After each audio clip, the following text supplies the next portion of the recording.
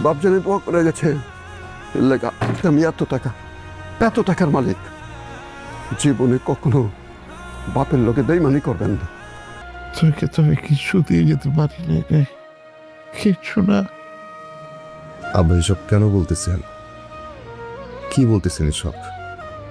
আমার কিচ্ছু লাগবে না, আমার শুধু আপনাকে লাগবে আর আমাকে লাগবে। আমি সারা জীবন আপনাদের সেবা করে যাব। ওই দিনের পর থেকে আমি একটা বারের জন্য তাদের সঙ্গে যোগাযোগ করিনি, ইভেন তাদের ফোনও আমি রিসিভ করিনি। শুধু অপেক্ষা করেছিলাম যে এই দলিলটা আমার হাতে আসবে আর নিজ হাতে তাদের সামনে এই দলিল নিয়ে দাঁড়াবো আর আমার অবস্থাটা আমি তাদের সামনে ব্যাখ্যা করব। আসসালামু আলাইকুম প্রিয় দর্শক, গল্প তো শেষের দিকেই, তবে কি ঘটতে চলেছে এটা আমাদের গল্প নাটকের ৪৯ নম্বর পর্বে। কি অপেক্ষা করছে আমাদের জন্য? সায়রা তাহলে কি সত্যিই জানতো না যে ফাহাদ বাড়ি বিক্রি করেছিল শুধুমাত্র তারই কারণে? আর অবশেষে ফাহাদ বাড়ির দলিল হাতে পেলেও সে কি পারবে তার বাবার হাতে সেটা তুলে দিতে, নাকি তার আগেই নিয়তি কেড়ে নেবে সেই সুযোগ? সামির কি পারবে বাবাকে নিয়ে ঢাকার হাসপাতালের করিডোরে পৌঁছতে, নাকি তার আগেই শেষ নিঃশ্বাস হারিয়ে যাবে পরিবারের ভেতর থেকে? আর সেই অজানা মাস্টারমাইন্ড, তার আসল উদ্দেশ্য কি এখন প্রকাশ পাবে? তাহলে চলুন আমরা শুরু করি।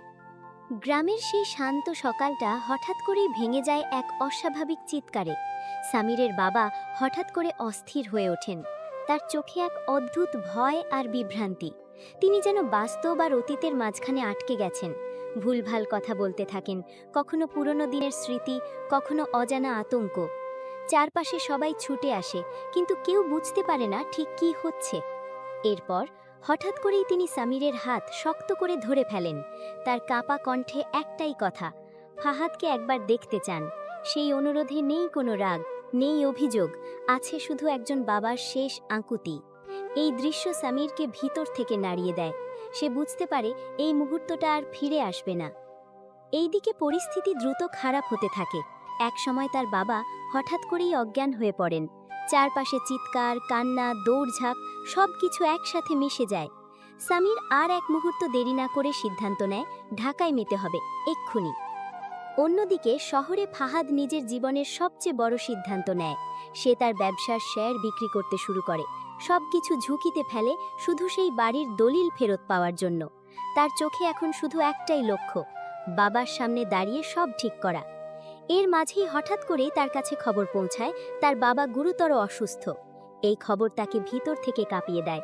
তার সমস্ত হিসাব, সমস্ত পরিকল্পনা এক মুহূর্তে অর্থহীন মনে হতে থাকে।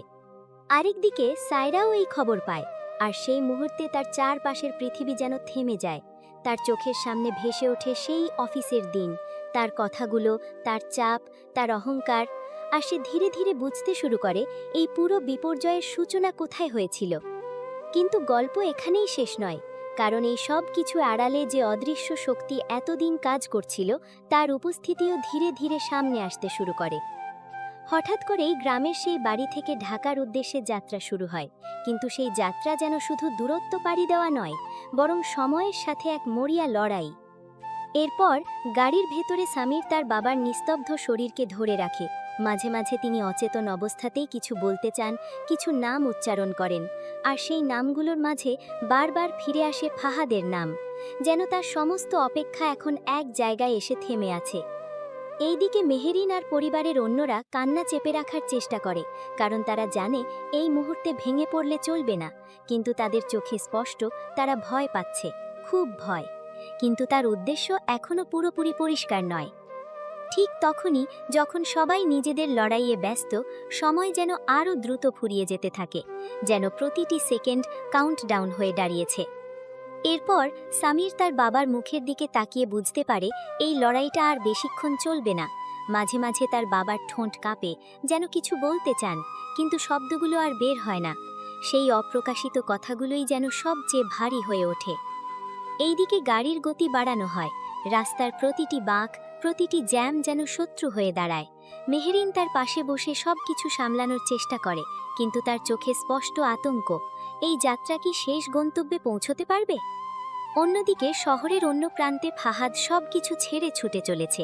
তার হাতে শক্ত করে ধরা সেই দলিল, যা এতদিন তার কাছে ছিল লক্ষ্য, এখন যেন সেটা হয়ে উঠেছে বোঝা। তার মাথায় শুধু একটাই কথা, সে কি দেরি করে ফেলেছে? আরেকদিকে সায়রা নিজের ভেতরের অপরাধ বোধে ভেঙে পড়তে থাকে, কিন্তু ঠিক তখনই সে একটি গুরুত্বপূর্ণ ফাইল খুঁজে পায়, যেখানে তার কোম্পানির ভেতরে ঢোকানো কিছু গোপন লেনদেনের প্রমাণ থাকে। এই ফাইল তাকে বুঝিয়ে দেয় তার প্রতিটি সিদ্ধান্তকে কেউ না কেউ নিয়ন্ত্রণ করছিল। এইদিকে সেই অদৃশ্য মাস্টারমাইন্ডের ছায়া আরও স্পষ্ট হয়ে ওঠে, কিন্তু তার উদ্দেশ্য এখনও পুরোপুরি পরিষ্কার নয়। এরপর সেই নীরবতায় যেন সবকিছু বলে দেয়, কিন্তু কেউই সেটা মেনে নিতে চায় না। এইদিকে সামির হঠাৎ করে অনুভব করে তার বাবার হাতের স্পর্শ ধীরে ধীরে নিস্তেজ হয়ে যাচ্ছে। তার চোখে আতঙ্ক, অবিশ্বাস। সে বারবার চেষ্টা করে কিছু একটা করার, কিছু একটা বদলানোর, কিন্তু সময় তার হাতের বাইরে চলে যায়। গাড়ির ভেতরে এক মুহূর্তে সবকিছু থেমে যায়। কান্না, চিৎকার সবকিছু একসাথে মিশে যায়, কিন্তু সেই মানুষটা আর সাড়া দেন না। অন্যদিকে ঠিক সেই সময়েই ফাহাদ ঢাকা শহরে প্রবেশ করে। তার চোখে এখনও আশা, কিন্তু সে জানে না সে যাকে খুঁজছে সেই অপেক্ষা শেষ হয়ে গেছে। আরেকদিকে সায়রা এই খবর পেয়ে একেবারে ভেঙে পড়ে। তার চোখের সামনে ভেসে ওঠে সেই দিন, যেদিন সে ফাহাদকে অপমান করেছিল, যেদিন সে তাকে সময় বেঁধে দিয়েছিল। সে বুঝতে পারে এই মৃত্যু শুধু একটি দুর্ঘটনা নয়, এটা একটি শৃঙ্খল প্রতিক্রিয়ার শেষ ধাপ। এইদিকে সেই মাস্টারমাইন্ড দূর থেকে সবকিছু দেখে। তার পরিকল্পনার সবচেয়ে গুরুত্বপূর্ণ অংশ সফল হয়েছে। পরিবার ভেঙে গেছে, বিশ্বাস শেষ হয়ে গেছে, কিন্তু এই শেষ কি সত্যিই শেষ? হঠাৎ করেই সবকিছু যেন থেমে যাওয়ার পর আবার নতুনভাবে শুরু হতে থাকে, কিন্তু এবার সেই শুরুতে নেই কোনো আশার আলো, আছে শুধু ভাঙনের শব্দ। এরপর হাসপাতালে পৌঁছানোর পর সেই নির্মম সত্য সবার সামনে স্পষ্ট হয়ে ওঠে। সামিরের চোখে তখন শুধু শূন্যতা। সে জানে সে সবকিছু দিয়েও সেই শেষ মুহূর্তটা ফিরিয়ে আনতে পারবে না। এইদিকে মেহেরিন আর পরিবারের অন্যরা তাকে সামলানোর চেষ্টা করে, কিন্তু এই ক্ষতি এতটাই গভীর যে কোনো সান্ত্বনাই যথেষ্ট নয়। অন্যদিকে ফাহাদ যখন অবশেষে সেখানে পৌঁছায়, তখন তার সামনে দাঁড়িয়ে থাকে এক নির্মম বাস্তবতা। সে দেরি করে ফেলেছে। তার হাতে থাকা দলিল তখন অর্থহীন হয়ে যায়। সে বুঝতে পারে সে সব ফিরিয়ে দিলেও সে আর তার বাবার কাছে ক্ষমা চাইতে পারবে না। এই অপরাধবোধ তাকে ভেতর থেকে ভেঙে দেয়। আরেকদিকে সায়রা দূর থেকে এই সবকিছু দেখে। তার চোখে তখন শুধু একটাই প্রশ্ন, সে কি কখনো নিজেকে ক্ষমা করতে পারবে? এইদিকে ধীরে ধীরে সেই মাস্টারমাইন্ডের আসল পরিচয় বের হতে শুরু করে, কিন্তু তার উদ্দেশ্য এখনও পুরোপুরি শেষ হয়নি। গল্প এখন আরও গভীর, আরও অন্ধকার পথে এগোতে থাকে। হঠাৎ করেই শোকের সেই ভারী নীরবতা ভেঙে যায় এক তীব্র বিস্ফোরণে, যেন এতদিন জমে থাকা সব রাগ, সব কষ্ট একসাথে বাইরে বেরিয়ে আসতে শুরু করে। এরপর হাসপাতালের করিডোরে দাঁড়িয়ে থাকা দুই ভাইয়ের মাঝে তৈরি হয় এক ভয়ঙ্কর দূরত্ব। সামিরের চোখে তখন শুধু আগুন। তার সামনে দাঁড়িয়ে থাকা ফাহাদ যেন আর তার ভাই নয়, বরং সেই মানুষ যার জন্য তাদের পরিবার আজ ভেঙে চুরমার। এইদিকে চারপাশে থাকা সবাই ফাহাদের দিকে আঙুল তোলে, কারণ তাদের চোখে সবকিছুর শুরুটা সেই বাড়ি বিক্রির মধ্যেই। সেই বাড়ি যা ছিল তাদের বাবার স্বপ্ন, তাদের পরিবারের শেষ আশ্রয়। অন্যদিকে ফাহাদ প্রথমে নীরব থাকে, তার চোখে অপরাধ বোধ, কিন্তু সেই নীরবতার ভেতরে লুকিয়ে থাকে এক ভয়ঙ্কর চাপা সত্য। সে বুঝতে পারে আজ যদি সে কিছু না বলে, তাহলে এই ভুল বোঝাবুঝি চিরকাল থাকবে। আরেকদিকে সামিরের কণ্ঠ আরও কঠিন হয়ে ওঠে। তার প্রতিটি অভিযোগ যেন তীরের মতো এসে আঘাত করে ফাহাদের ওপর। সে শুধু ভাই হিসেবে নয়, একজন সন্তানের দৃষ্টিকোণ থেকেও বিচার করে, আর সেই বিচার নির্মম। এইদিকে পরিস্থিতি এমন জায়গায় পৌঁছায় যেখানে আর চুপ থাকা সম্ভব হয় না, এবং ঠিক তখনই ফাহাদ ধীরে ধীরে নিজের ভেতরে সেই চাপা সত্য প্রকাশ করতে শুরু করে।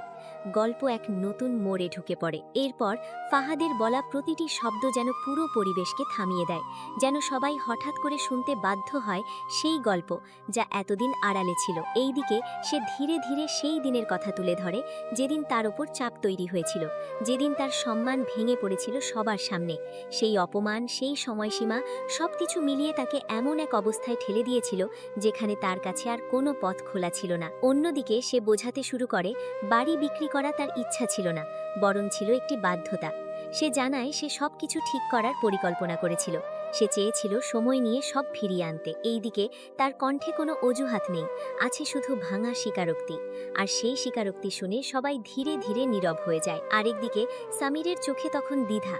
তার রাগ এখনও আছে, কিন্তু সেই রাগের ভেতরে ঢুকে পড়ে এক নতুন প্রশ্ন, যদি সত্যিই সবকিছু এত সহজ না হয়। এইদিকে সায়রার নাম সামনে আসতেই পরিস্থিতি আবারও ভারী হয়ে ওঠে, কারণ এখন সবাই বুঝতে শুরু করে এই গল্পের দায় শুধু একজনের নয়, এবং ঠিক তখনই আরও কিছু লুকানো তথ্য সামনে আসতে শুরু করে। হঠাৎ করে সেই স্বীকারোক্তির পর গল্পের ভেতরের স্তরগুলো একে একে খুলতে শুরু করে, যেন এতদিনের সব ভুল ধারণা ভেঙে যাচ্ছে। এরপর ফাহাদ আরও কিছু তথ্য প্রকাশ করে, যেখানে দেখা যায় তার উপর তৈরি হওয়া চাপ শুধু ব্যক্তিগত ছিল না, তার ব্যবসা, তার আর্থিক অবস্থা সবকিছু এমনভাবে নিয়ন্ত্রণ করা হয়েছিল যাতে সে একসময় বাধ্য হয় সেই সিদ্ধান্ত নিতে। এইদিকে সায়রা এই সব কিছু শুনে সম্পূর্ণ ভেঙে পড়ে, কারণ সে বুঝতে পারে সেই শুধু একটি অংশ ছিল, কিন্তু তার সেই অংশই পুরো ঘটনাকে ট্রিগার করেছিল। অন্যদিকে ধীরে ধীরে সেই মাস্টারমাইন্ডের পরিকল্পনার টুকরোগুলো জোড়া লাগতে থাকে। কিভাবে সায়রার মাধ্যমে চাপ তৈরি করা হয়েছিল, কিভাবে ফাহাদকে কোণঠাসা করা হয়েছিল, সবকিছু যেন এক সুতোয় গাঁথা। এইদিকে সামিরের চোখে এখন আর শুধু রাগ নেই, আছে এক গভীর দুঃখ, এক অজানা শূন্যতা। সে বুঝতে পারে এই লড়াইটা তাদের নিজেদের মধ্যে ছিল না, বরং তারা সবাই ছিল একটা বড় খেলায় প্যাদা। ওইদিকে পরিবারের অন্য সদস্যরাও ধীরে ধীরে সত্যটা মেনে নিতে শুরু করে, কিন্তু সেই সত্য তাদের কষ্ট কমায় না, বরং আরও ভারী করে তোলে। হঠাৎ করেই সেই মাস্টারমাইন্ডের পরিচয়ের দিকে উঠে আসা সূত্রটা যেন পুরো গল্পের মাটিকে কাঁপিয়ে দেয়, যেন এতদিনের ছায়ার ভেতর লুকিয়ে থাকা সত্য এখন আলোয় আসার জন্য প্রস্তুত। এরপর একটি পুরনো ব্যাংক ট্রান্সফার রেকর্ড সামনে আসে, যেখানে দেখা যায় ফাহাদের ব্যবসায় তৈরি হওয়া সংকট, সায়রার কোম্পানির ভেতরের চাপ, এমনকি বাড়ি বিক্রির সময়কার আর্থিক লেনদেন, সবকিছুর পেছনে একই অজানা অ্যাকাউন্ট কাজ করেছে। এই তথ্য সবাইকে এক মুহূর্তে থামিয়ে দেয়। এইদিকে সামির বুঝতে পারে এই খেলাটা শুধু পরিবার ভাঙার গল্প ছিল না, বরং ছিল পরিকল্পিতভাবে দুই ভাইকে মুখোমুখি দাঁড় করানোর একটি ষড়যন্ত্র। অন্যদিকে ফাহাদ ধীরে ধীরে বুঝতে শুরু করে সে যতটা দোষী মনে করছিল নিজেকে, বাস্তবে সে হয়তো কারো হাতে চালিত হয়েছিল। তার চোখে তখন রাগ নয়, বরং এক তীব্র প্রশ্ন, কে ছিল সেই ছায়ার পেছনে? এইদিকে সায়রার হাতে আসা আরেকটি নথি তাকে স্তব্ধ করে দেয়, যেখানে স্পষ্ট ইঙ্গিত আছে তার প্রতিটি সিদ্ধান্ত আগে থেকেই অনুমান করা হয়েছে। তাকে ধীরে ধীরে এমনভাবে ব্যবহার করা হয়েছে যাতে সে নিজেই ধ্বংসের পথ খুলে দেয়। আরেকদিকে সামিরের ভেতরে এক অদ্ভুত শান্তি আর অস্থিরতা একসাথে কাজ করতে থাকে, কারণ সে বুঝতে পারে যদি এই সত্য সামনে আসে তাহলে তাদের পুরো বিশ্বাসের কাঠামো ভেঙে পড়বে।